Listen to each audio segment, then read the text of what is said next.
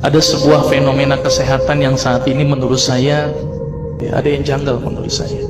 Bapak perhatikan sekarang, dokter makin banyak, klinik makin banyak, rumah sakit apalagi. Seharusnya dokter semakin banyak, orang sehat harus gimana? Harus banyak. Tapi apa pada kenyataan pada saat ini? Dokter banyak, klinik banyak, rumah sakit banyak, orang sakit banyak. Ini yang salah siapa nih Pak? Dokternya atau pasiennya Pak? Karena saya dokter, saya salahin pasiennya. Ternyata pasien itu makhluk yang pasrah menurut saya. Semua yang diresepkan dokter ditelan itu tanpa mereka tahu apa ya obat yang mereka minum. Ini yang menurut saya cukup menggelitik. Nih ada apa di sini? Kenapa kok umat Islam sekarang ini berbeda dengan zaman Rasulullah pada waktu itu? Sampai ada seorang tabib praktek di Madinah selama kurang lebih 2 tahun itu nggak ada pasiennya. Kenapa kok berbeda sekarang dengan umat Islam zaman sekarang? Ini ada sesuatu yang salah menurut saya.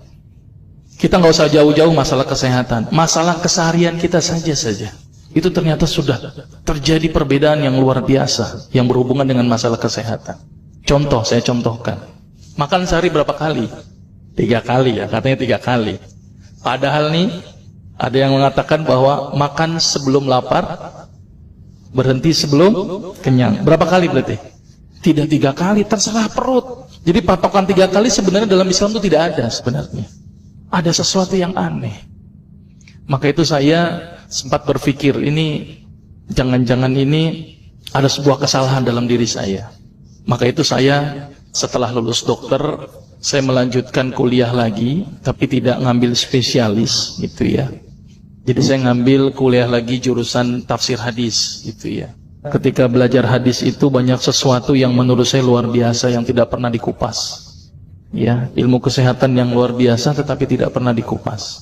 Nah, di situ saya bertemu dengan seorang ustadz, kemudian ustadz itu bilang begini. Ini latar belakang saya kenapa saya belajar pengobatan Nabi. Ustadz itu bertanya kepada saya begini, "Dok, antum yakin gak sih dok kalau antum masuk surga?" Saya jawabnya pada waktu itu apa? "Yakin Ustadz, saya masuk surga karena Allah menurut prasangka hambanya." Tapi Ustadz itu bilangnya lain. "Kayaknya antum masuk neraka deh." Waduh. Dia memberikan data-datanya ke saya. Makanya saya bersyukur kepada Ustadz tersebut ya. Dia ambil pada waktu itu, mohon maaf ya, saya menyebut merek, mohon maaf.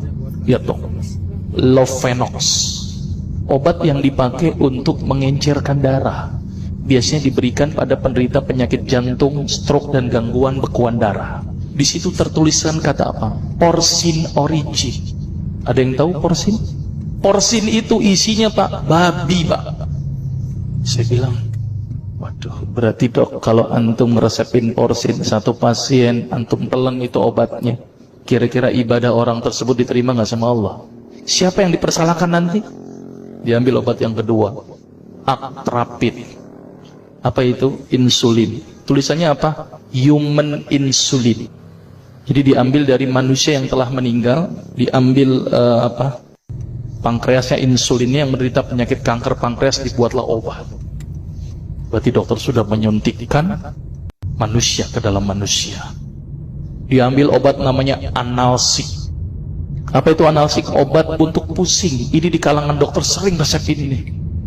Isinya apa? Antalgin dan diazepam. Makanya kalau orang minum obat ini pasti ketagihan, saya yakin. Karena kenapa? Karena mengandung diazepam. Diazepam itu apa? Narkoba. Maka itu cara nyari uang paling gampang, kasih aja resepin analsik, pasti balik lagi dia. Karena kenapa? Narkobanya bikin kecanduan. Diazepam, fatwa ulama bagaimana? Haram.